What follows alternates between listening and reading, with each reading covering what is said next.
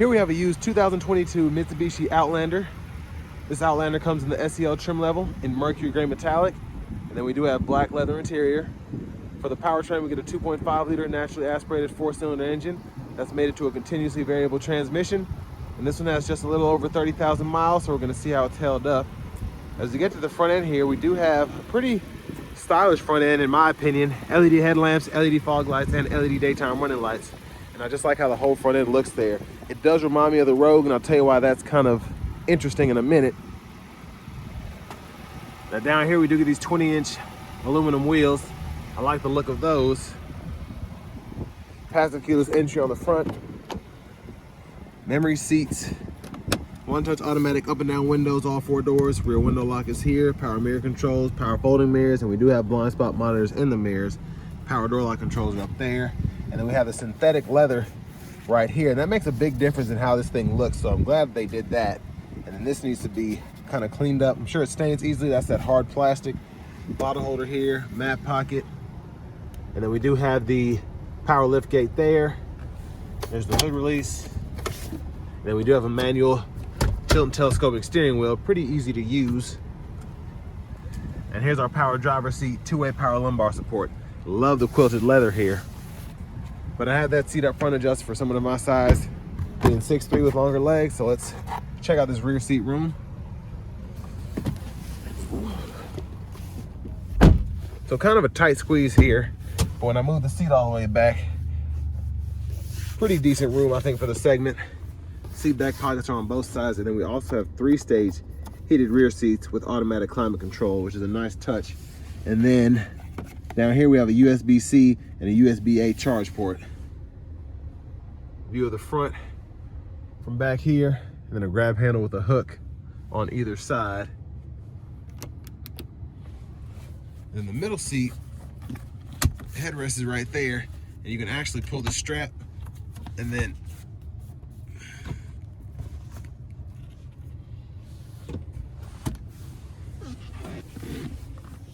cup holders are right there. So it's kind of a weird thing to do, but you can do that and make them captain's chairs kind of.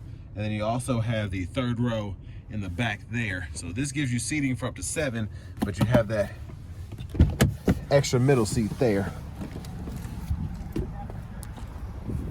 But there's the back end there.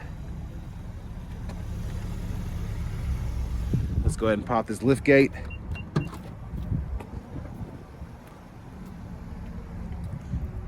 And again, 3rd row's back here, but we also have a cargo shade if you want to use that too.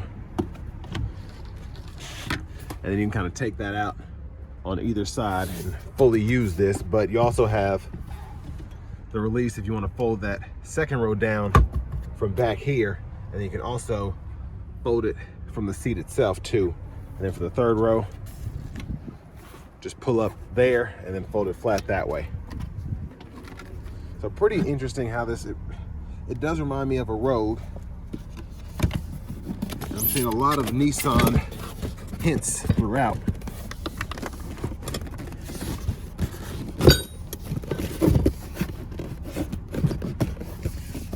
I feel like they really made a tight squeeze out of this thing. Okay. Because it doesn't quite feel like a Pathfinder, but feels like it's in between a Pathfinder and a Rogue to me. Cabless fuel fillers there. That's an interesting sound. I'm going to show you with this seat folded down. Well, got to scoot it back a little bit. And then that's how they'll fold flat there. And then you can just pull this back up to get that back into place. Very impressive. We have side rear airbags in this thing. That's pretty impressive. I don't see that a lot in SUVs. Usually it's just the curtain airbags. And then to our front passenger seat, there are the controls there. Side pocket, glove compartment. So yeah, I don't know what all that white staining is. Kind of weird. But back to the front end. Let's pop this hood. And then you do need to use the stick to hold it up. It's integrated right there. And I think you put it down right there. But there's that 2.5 liter 4-cylinder.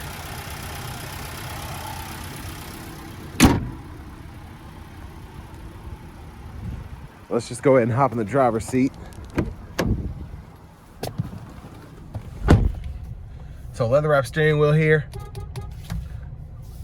Feels nice, interesting horn sound. Over here to the radio, we do get our navigation system here, and you can set all that up to go home or whatever. We have AM, FM, XM radio, along with Bluetooth audio. And then we have wireless Apple CarPlay, wired Android Auto compatibility. And then here we have all of our settings. Hit this others thing if you want to go ahead and change your units, language, and then different display settings are available as well. So pretty similar to the Nissan infotainment system. I'm sure this was borrowed from them, but there's the front camera there with the bird's eye view. And there's the backup camera with guidelines with that bird's eye view there. The volume can be adjusted here. Click there to mute the audio. And we have a tune knob here. Push that to get the bass and all that set up. And I'll show you, just like in the Nissans, you can pull that up and then you can adjust it, or you can use the screen. Or maybe you can't use the screen, I apologize, but it pulls it up on the top and you just use that to adjust. Hazards are here.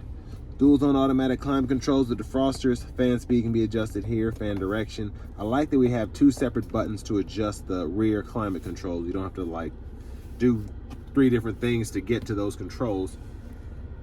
3-stage heated front seats. USB-C and USB-A input are here, and then a wireless charging pad right there, along with your 12 volts. And then for the shifter, just hit the brake, pull this button, drive, tap down for manual mode, hold up for neutral, and then push the button, pull all the way up for reverse. Press P for park. Kind of reminds me of my old Infiniti.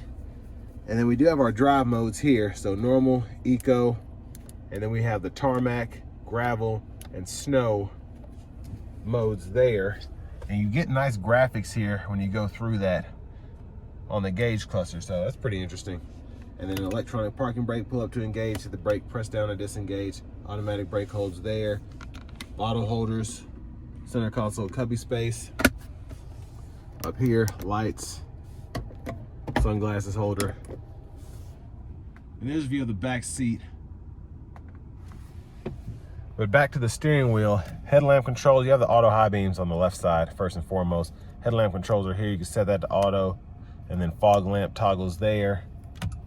Blinkers, flash, and then you can just, when the low beams are on, put those high beams on like that. And then we do have the windshield wiper controls. So one time off, we have automatic wipers. So there's the auto mode there, low and high. We can adjust the sensitivity of the auto wipers here. And then we have a rear wiper intermittent on there. Push back for the rear wiper fluid, pull up for the front wiper fluid. And even though this is a CVT, we do have the paddle shifters behind the steering wheel if you want to quote unquote manually shift the gears there. Volume can be adjusted here. Track cluster, radio station presets can be gone through here. And we can use this to go through our gauge cluster, just like in the Nissans. So within each menu, you can go through the sub menus there, kind of scroll through everything when applicable. And then your settings are in here, and you have all of your additional things you can go through as well. So if you want to set your units up there instead of going through the screen, you can do that.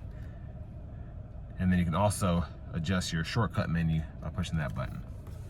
Bluetooth, voice recognition, and then we do have the safety suite, similar to the one on Nissan. So you can see all of that can be toggled on or off. And then the cruise control, with that being the intelligent cruise, we can adjust the gap there, set the speed and whatnot there. I like that all this is digital, by the way, so that's a nice touch. And then push button starts here. Finally, here's the key fob, and even that looks like the key fob for a Pathfinder or the Rogue. And next, let's go ahead and take this 2022 Mitsubishi Outlander SEL out on the road for a test drive.